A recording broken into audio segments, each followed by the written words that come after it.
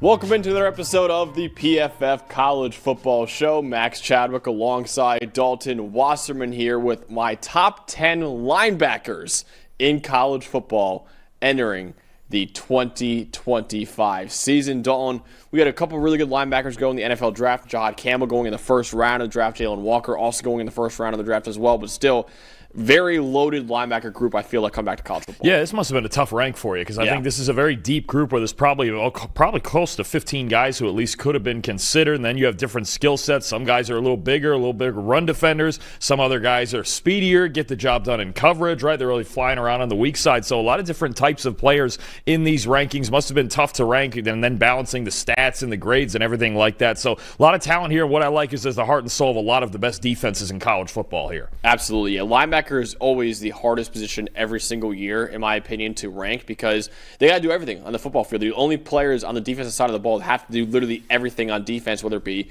covering players, playing the run, or pass rushing as well. So I have stats for everything on defense for these guys. So my spreadsheet for linebackers is always the biggest one out of every position I always do every single year. But now we have the top 10 linebackers for you guys. I want to remind you guys, all the stats that I put together for this list are all available to you guys as well with the PFF Plus subscription at subscribe.pff.com. So you get grades and analytics on every single player in college football and the NFL, and access to our 2026 NFL mock draft simulator where you could draft a lot of these linebackers on this list as well. But my honorable mention linebacker, I should say, is Wade Woodaz from Clemson, who actually spent his freshman year at safety for the Tigers before playing the last 2 years at Clemson at linebacker. He's very versatile in coverage, obviously, as a former safety. He had 5 forced incompletions last season, and he picked off 3 passes over the last 2 years as well. And he's a weapon as a blitzer. He had 22 pressures last year, which were a top 20 mark among all Power 4 linebackers. So one of the best coverage linebackers in the country, Wade Woodaz is, and also a pretty good weapon as a blitzer too. Yeah, a terrific athlete who just loves to be around the football, doesn't he? I'm sure you couldn't get through this list without getting another Clemson player on here, and I'm not sure if you have one on every single position on defense for Clemson, but another reason that they may have the best defense in college football, him along with Sammy Brown at that linebacker spot, sure to be one of the best duos in the country this year, but Woodaz has got the experience now, got a full year of starting experience last year, solid against the run with good instincts that he's still figuring out with his athleticism, really good in coverage like you mentioned. So you've got a true three-dimensional threat here like you mentioned at the top, and Woodaz and him and Sammy Brown I'm expecting a big year out of at Clemson. Oh yeah, they got one of the best linebacker units in college football with Sammy Brown, who I really did consider for this list as well. A great true freshman year, the former 5-star recruit for Clemson. Really excited to see what he could do in his true sophomore year with the Tigers. But at number 10 is another ACC linebacker in the first of 2 Pittsburgh Panthers on this list. That is Rasheed Biles from Pitt. He, like I said, he and Kyle Lewis form one of the best linebacker units that we have in college football right now. Biles is kind of built like a safety. He's only 215 pounds. He's got to put on a little bit of weight, but he has the coverage ability of a safety as well. He had 5 forced incompletions last year, tied for the most among returning Power 4 linebackers. He's also more than just a coverage linebacker as well, though. He's placed inside the top 10 in the Power 4 in sacks with 6 sacks and with 15 tackles for loss or no gain last year as well. So really good run defender, great in coverage, and a good run and a good pass rusher as well. So Rasheed Biles, all-around player for the Pitt Panthers defense, and that linebacker unit, Dalton, is pretty loaded. Yeah, you can tell he used to be a defensive back in high school, obviously with the lack of size, but the speed he makes up for it on the weak side, can play in the slot a little bit. And you're talking about a guy, a 75.3 run defense grade for a guy his size. That's a pretty solid mark. So when you talk about a weak side complement to Kyle Lewis and this Pittsburgh defense, and he can do a lot of different things in this defense for Pat Narduzzi, I think that's where you really get it, the versatility of Biles being a big advantage, the ability to cover on that weak side and in the slot, a big advantage for him. And as long as he can stay away from, kind of in the chest of those offensive linemen, then he doesn't have a big problem. Rasheed Biles, a really good weak side player, really athletic player as a former defensive back in high school, and the speed is what stands out with him. Absolutely, yeah. Only 215 pounds. Like I said, he's got to put on some weight to be an NFL linebacker, but he is a very, very good college linebacker, especially in coverage. At number 9 on this list is Drake Bowen from Notre Dame. He is an outstanding tackler, a lot like his former teammate Jack Kaiser, who was just drafted in the NFL this past year. Drake Bowen, only missed 6.3% of his attempts over the last 2 years, the 7th best of any linebacker in that stretch. And he's the most valuable returning linebacker in college football, according to PFF's wins above average metric. He was the most valuable one last year among returning ones. Very physical player, and now with Jack Kaiser gone, Drake Bowen should have even more of a big role in the Notre Dame defense. The reason why he's a little bit lower on this list is because he just hasn't really played as many snaps to be a little bit higher on this list, but what he showed last year, Dalton, was that he could be an elite linebacker for Notre Dame. Absolutely. Honestly, this is one of my favorite players on the list, and he's just an old-school Notre Dame middle linebacker, right? Especially some of my favorite tape of him is when he's taking on pulling guards and fullbacks, and he just absolutely blows up the holes in the run game. I mean, I think he's honestly one of the best run defenders in the country, one of the most physical players in the country. And you mentioned not playing a whole lot and maybe taking over that leadership role from Jack Kaiser, but even watching him in that middle linebacker spot, he started to take command of it down the stretch, right? And he was a huge part of why, especially against teams that want to run the ball so well, Georgia, Penn State, even Ohio State in the national title game, big reason why they made the run all the way that they did. Drake Bowen is the leader of this defense now in the middle, especially in the run game. He's got enough athleticism to help out in coverage as well, especially since he's such a sure tackler. Absolutely. Yeah. Drake Bowen, really excited to see what he can do next year as, like I said, the leader of that Notre Dame defense, most likely. So he's a great player at number 9, another great player at number 8. A guy that actually a lot of people think is one of the top linebackers in next year's draft, and I completely understand why, is C.J. Allen from Georgia. Fantastic athlete at 6'1", 235 pounds. He was with the 98th percentile in PFF's game athleticism score metric that measures your size, your speed, your agility based off the game tape. And he was in the 98th percentile of that metric. So really good athlete, sideline-to-sideline speed, sturdy build linebacker, excellent run defender. As a true sophomore, he had an 89.8 run defense grade last year. That was 7th among all linebackers in college football. Also an outstanding tackler as well, with a 7% missed tackle rate over his first 2 years of college football. That's in the 94th percentile for linebackers as well. So great run defender, great tackler, and a great athlete. C.J. Allen should be one of the top linebackers in next year's draft. Absolutely. Some issues in coverage, but you look at his work in run defense, he's one of the most fundamentally sound players in the country. You mentioned a lack of missed tackles, which is fantastic, but I love his patience and the way that he diagnoses, and really the game slows down for him in the run game, reading offensive lines, getting where he needs to be, and then exploding with that athleticism like you mentioned. So he's got to play a little bit better in space, got to get better in coverage, and there's a chance that he shoots way up on this list into the top 3 or 4 by the end of the season. But purely as a run defender, he's as good as anybody in the country right now, and I just love the patient approach. And it felt like, for some reason, the name that popped out to me when I was watching him, it kind of reminded me of Jordan Hicks from the Cleveland Browns a little bit, just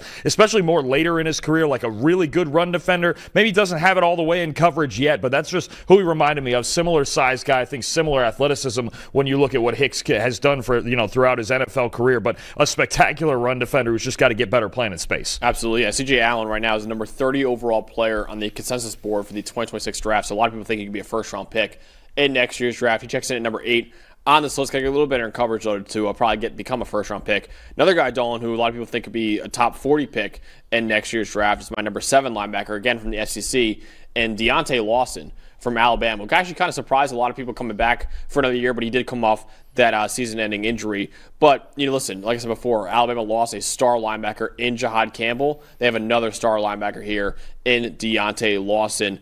Deontay Lawson, over the last 2 years, has 8 forced incompletions, tied for the most among all returning linebackers in college football. 56 run defense stops in that span as well, are 3rd among returning Power 4 linebackers.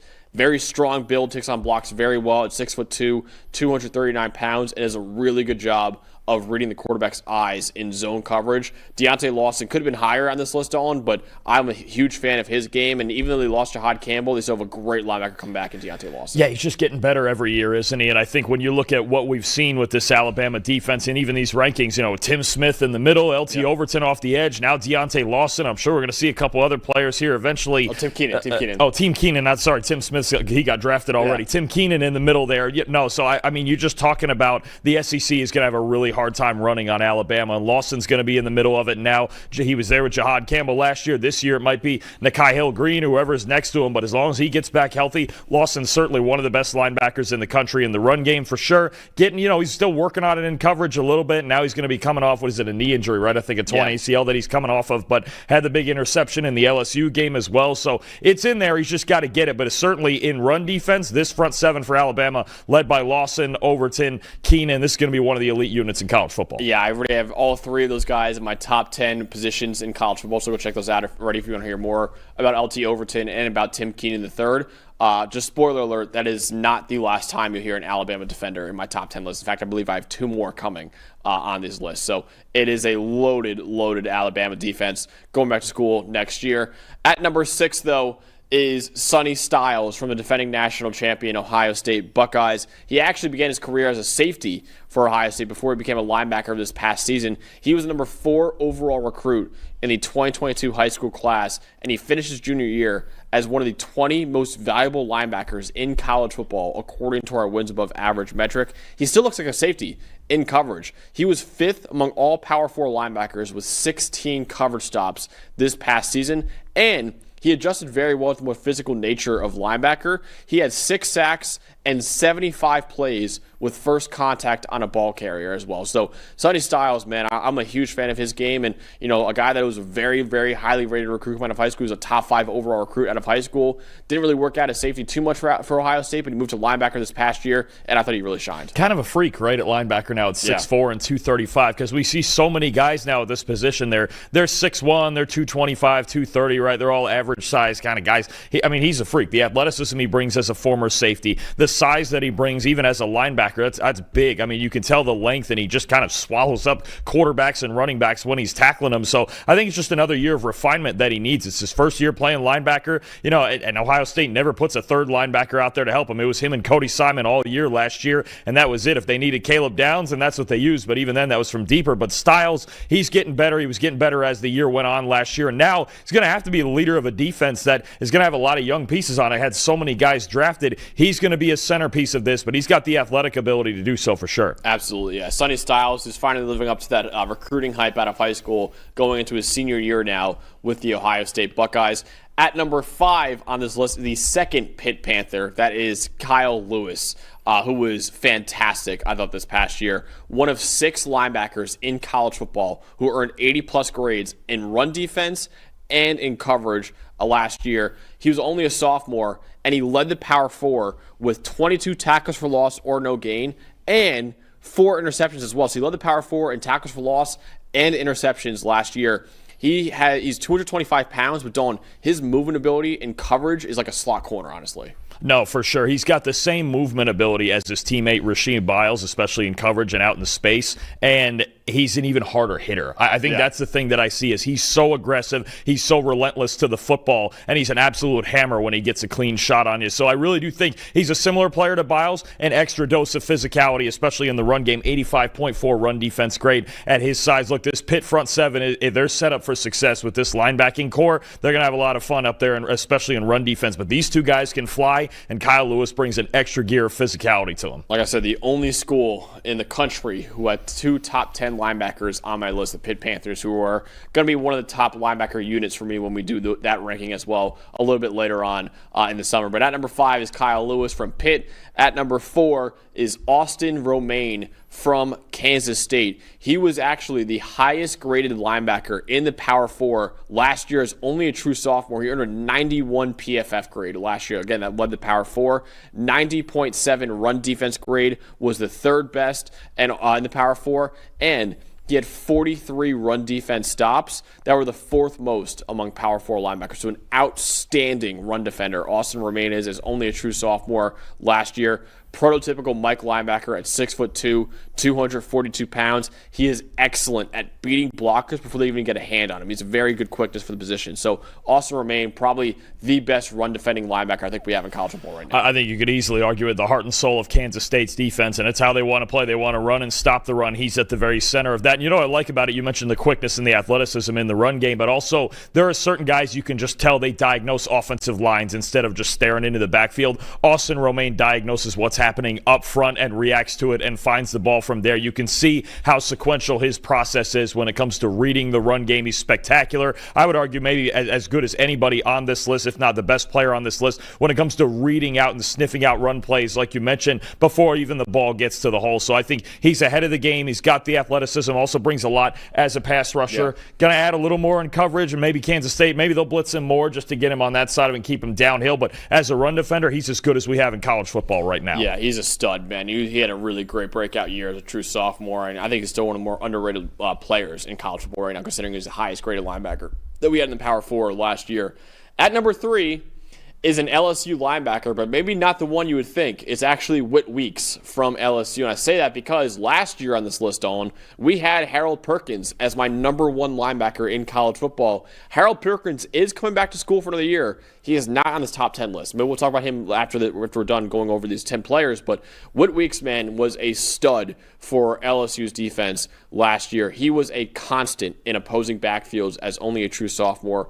21 tackles for loss or no gain were the 4th most among all linebackers in college football. 25 pressures were also a top 15 mark among all linebackers in college football. His ability to click and close, I think, is as good as anyone in the nation right now. And like I said, if he's getting going downhill as a run defender or as a pass rusher, he is one of the best players in the country. I think the phrase that came to my head is he lives near the football so often he should be paying rent. That's what you really have, is he's the energizer bunny. When you talk about a heart and soul guy, again, with these middle linebackers, I think this is the heart and soul of the LSU defense, especially up front and run defense. Now, he and the secondary got to get a little bit better in coverage, but you're right. This is a hunter of the football who is constantly about the action. He's always involved in something, right? Whether it's as a run defender, as a blitzer too, with 25 pressures and 4 sacks on the year. So I think Weeks is really, to me, the heart and soul, the energy of the LSU defense. They brought in a lot of transfers around him, but he's really going to be the leader of it all in the middle. Absolutely, yeah. Whit Weeks coming in at number 3 on this list. Number 2 and number 1 also come in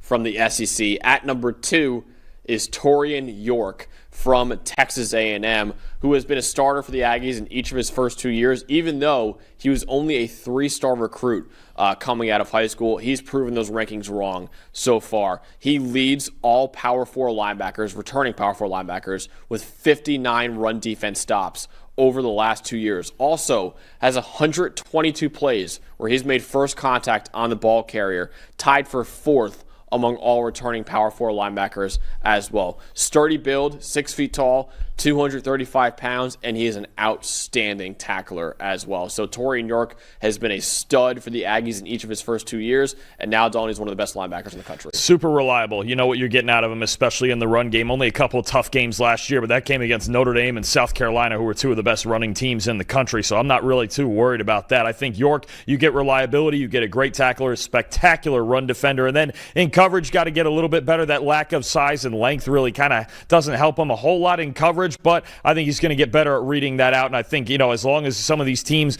if they cannot just attack him so directly, because it seemed like that in those 2 games was when he had some issues when they went right at him with his, just with the lack of length and getting around blockers and things like that. And South Carolina really attacked him in the screen game too. I really think he could be in for another big year. You think about just what he's done as a true freshman and true sophomore. He's not even fully developed yet, and he's already one of the best linebackers in the country. No, absolutely. Taurean York, man, has been just a star for Texas A&M in each of his first 2 years. But a guy who I think has even been a bigger star in his first 2 years is here at number 1 in Anthony Hill Jr. from Texas, who was a 5-star recruit coming out of high school and has lived up to that so far. Like I said, he's been starting since his true freshman year. He constantly is around the football, whether it be as a run defender, as a pass rusher, or in coverage. Over the last 2 years, Anthony Hill Jr. has 32 coverage stops, tied for the most among all linebackers in the country. 10 sacks, 5 forced fumbles are tied for the most among Power 4 linebackers over the last 2 years. And over the last 2 years, 127 plays where he's made first contact on the ball carrier, the most of any returning Power 4 linebacker. He is a versatile athlete who wears many hats on the Texas defense. He lines up everywhere for that defense. And Dalton, he's a projected top 15 pick right now in the 2026 NFL draft. And usually for a linebacker, it's very, very high. But I could totally see that happening for Anthony Hill next year. As versatile a playmaker as any linebacker in the country, as any player in the country. And I think you see the downhill speed. You see the size in his tackling. He's an excellent tackler. You can just see the full package is there. The grading is a little bit lower because he had some lower grades in the postseason, in the conference title game, and then in the playoff games. But in the 12 regular season games, an 84.4 overall grade, and then held it together enough against the competition. Clemson, Georgia, Ohio State, those bigger teams that Texas went against. But he's another guy, the heart and soul of this front seven this year. You're losing more defensive linemen. You obviously have Colin Simmons off the edge, but Anthony Hill is such a versatile playmaker, and he's flying all over the field. You're going to see him all over the place again this year. I'm trying to think when the last time we saw a better linebacker prospect than Anthony Hill, most likely. I'm looking right now, like 2021 maybe? I mean, Devin Lloyd in 2022 was pretty good. Yeah. Kobe Dean was pretty good. 2021 was like Micah Parsons, but he was like he was seen as a linebacker. You knew he was going off the edge eventually with the pass Jeremiah rush. Usikoromo was in that class. I did like him a lot. Devin Lloyd's a good call. I think that's not the last first round pick we had, but I think that's the last highest because he went 13 or somewhere in the teens, early teens. Maybe you go back to 2020 for true linebacker. Isaiah Simmons is not a true linebacker, but Patrick Queen also. Maybe. Yeah, it's up. No, Hill is going to be. He's going to be. We don't see top 15 guys go at linebacker much. It's kind of gone the way of running back, where it's like you better be really, Luke Kuechly type of special to go that high. So I think it's definitely he's got a shot for sure. And I think you mentioned it, the combination of size and speed and versatility and the youth. He's another one. Isn't he only a true junior this year? You talk about two guys at the top who are true juniors in him and Taurean York, and we're going to see them against each other again in the rivalry, this season. But I think that's what you have is that combination of all the tools. That's what you're hoping for, right? You think about Fred Warner in the NFL being the prototype. He can do everything. Jahad Campbell was a first-round linebacker because he could do everything, right? And so many of even these guys in this top 10, they might be great run defenders, they might be great coverage defenders, but Anthony Hill's a rare guy with the versatility to do everything on the field. And I think people kind of look at linebackers and say, wait, why have we not had so many star linebackers in recent years? Is because now in today's day and age of football, you got to be able to do everything. Like Dalton just said right there, you got to be able to defend the run. You got to be able to beat blocks. You got to be able to rush the passer and play well in coverage too. You got to be able to do everything, and it's hard for guys to be able to do everything. So when you have a guy like here in Anthony Hill Jr. who can actually do everything, that makes him so special, and why he's going to be probably top 10 to 15 pick in next year's draft. So right now he's my number one linebacker in college football. Going into next year, I want to kind of recap the top 10 before we go into a couple other guys that could have made this list. My honorable mention was Whit Weeks from Clemson. Number 10, Rasheed Biles from Pittsburgh. Number 9, Drake Bowen from Notre Dame. Number 8, C.J. Allen from Georgia. Number 7, Deontay Lawson from Alabama. Number 6, Sonny Styles from Ohio State. Number 5, Kyle Lewis, also from Pittsburgh. Number 4, Austin Romaine from Kansas State. Number 3, Whit Weeks from LSU. Number 2, Taurean York from Texas A&M. And at number 1, Anthony Hill Jr. from Texas. So, Dawn, anything you would, before we get to the guys that missed the list, anything you would change on this list? Anyone that's in the top 10 should be a little bit higher on this list or maybe a little bit lower? What would you change? I think I might. I know the grading is what it is, and it was his first year at the position. I think I might have Sonny Styles just a couple spots lower. I think Lawson's obviously proven and really good. Allen's one of the best run defenders. Drake Bowen's just somebody I really like from what we saw last year. I might have Sonny Styles down at 8 or 9 behind a couple of those guys, but I think the top 5 is really solid. Hill and York at the top is right to me for what they've produced at such a young age. And then we'll get into a couple of guys, or maybe so there's one guy that sticks out to me, especially that's off the list that I think I might have put on there, but I think that might be the one. Maybe Sonny Styles a couple spots lower, but otherwise it's a pretty darn good list. Well, I probably know who you're talking about. So before we get to that guy, though, I think we should be talking about Harold Perkins and why he was my number 1 linebacker last year, why he's coming back to school for another year, and now he's off the top 10 altogether. Dawn, what did you see from Harold Perkins last year, and why do you think he's probably not a top 10 linebacker? I think it's just because it's just the lack of size, right? It's this in between size where he started out as an edge player and he was fantastic, but he was small for that. So now we put him at linebacker where he's still kind of small. He was really good in coverage in 2023, right? Yeah. But struggled in run defense. And I think you just get this inconsistent level of play, especially up front, because he's such a smaller player. He's got the athleticism, but he's also now been through the knee injury, right? Yep. And if he can show what he showed in coverage, maybe he can be a weak side type of guy. But I think for a guy with that level of athletic talent, the tweener size is really really what's hurting him. What do you do with him? Do you have him at linebacker? Do you maybe make him this kind of weird strong safety nickel defender? Do you put him back on the edge and just have him blitz all the time? It's very hard to project what Harold Perkins should be right now. I think the good news is having a true middle linebacker like Whit Weeks can allow them to use Perkins however they want to use him, especially on the weak side if he's going to play linebacker on early downs. But I think that's the toughest part, is just projecting his role and seeing where he would ideally work best, because honestly his best talents are as a pass rusher. Yeah. That's what we saw his freshman year, right? So I think it's hard with a player like that who as a linebacker, his best skill is rushing the passer. What do you do with that? And he's not sized up like Micah Parsons is or Abdul Carter is at 250 pounds, right? He's down there at 220, maybe 225 if we're lucky. It's just hard to project what his skill set is and where he's going to play right now. So he's 6'1", 220 right now. So it's hard when it's like that size. Like, he can't play edge at 220. Like, if you're going to be that, you have to be like one of those pit guys where you're flying around in coverage and you're getting places in the run game earlier than everybody else. That's what those two guys do. Because even those guys at that size, you can see if offensive linemen get their hands on him, they have a problem. But they just don't often get their hands on him. So Perkins is he's got to find the linebacker instincts, because he started out off the edge, and that's really where he played the best. Perkins struggled as a run defender too, and even last year before he suffered a torn ACL to end the year, he had a 60 PFF grade last year. And a lot of it was because he just really struggled in the run game. Of course, he's still a dynamic pass rusher, and I'm not taking that away from him. And he still could be a top 100 pick, maybe in the NFL draft. It's just the tweener concerns for Harold Perkins are extreme right now. Ironically, Dalton, another linebacker with the last name Perkins has the same concerns in Sunnine Perkins from Ole Miss. A lot of people think he could be a first-round pick in the NFL draft, but Dalton, he played edge for Ole Miss last year. He's even smaller than Harold Perkins. He's 6'1", 210.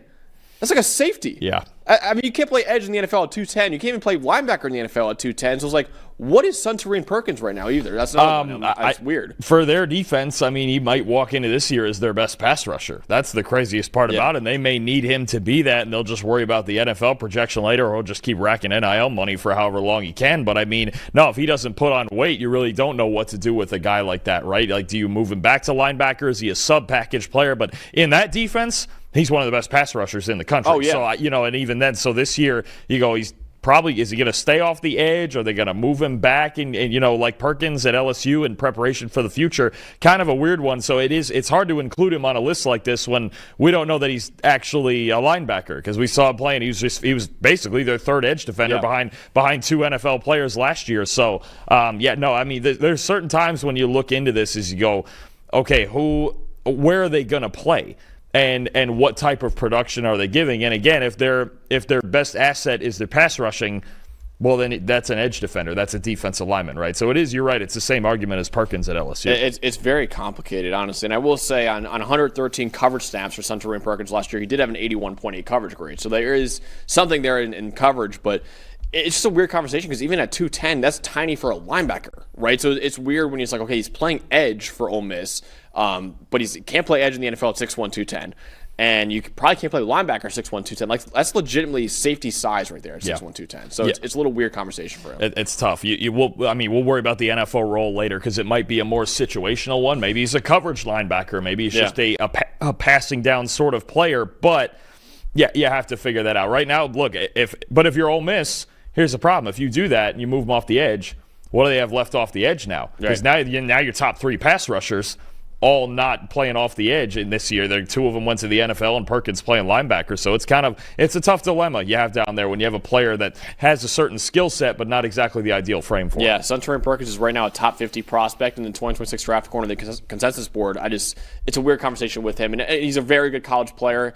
It's weird to put him on this list considering he did play edge rusher for Ole Miss mostly last year, but he's a worthy player. All right, Dalton, talk about the guy that you want to shout out here and why you think he should be on the list. I was a little surprised you didn't find a way to get Oregon's Bryce Bcher on there, the dual threat, right? The football and baseball player. Bcher, fourth best overall grade in the country last year. And I know you did it because of snap count. He played 467 snaps as opposed to maybe the 600, 700, 800 that some of these other guys played. But, man, Bcher's such a good, well-rounded football player, really good tackler, only 8.9% missed tackle rate. I think a very underrated player considering all the big names they had on Oregon's defense when you look at Derek Harmon and the defensive line, Jeffrey Bossa next to him at at linebacker, Jabbar Muhammad and Nico Reed and those guys at corner. I think a very underrated player is Bryce Bcher. I think he could play even more than that. 83 run defense grade, 84.4 coverage grade. I do think he's one of the best linebackers in the country. He's probably the guy that's the biggest snub for me here. Yeah, he was very hard to leave off. I think snap count did play a part in it. I also thought his year before in 2023 wasn't as good. I did have multiple years sample sizes in here for a lot of these guys. And, you might disagree with this, but I also factor age a little bit into this. Like, if you're a true freshman, you're balling out, you're going to be higher up on a list than a fifth-year senior who's had the same kind of production from you. And Bryce Bcher was a fifth-year player last year for Oregon, now going into his sixth year. A lot of my guys, my top 10 linebackers, as you see, are all like third-year players going into their true junior or redshirt sophomore year. So age and the fact that he wasn't as good in 2023 played a part, but he was my next up after the honorable mention Whit Weeks. I really think Bryce Bcher is a good player. You don't factor in the baseball skills now. No, I didn't factor. I'm not a huge baseball guy. No dual threat thing there for him. That made him go down a list a little bit. Oh, okay. That's what he's too worried about baseball. Yeah. Okay. All right. Well, then I'm leaving that on you. Then I might have had him on there at least as that honorable mention. He's one that was tough. When I saw he was off, I was like, man, that's the one guy for me. I love watching him. And like I said, it is very hard to make this list considering how many good linebackers and how much you got to do as a linebacker in today's day and age. But yeah, Bryce Bcher absolutely is one of the best linebackers in college football. Maybe he was snubbed off this list. So let me know in the comments below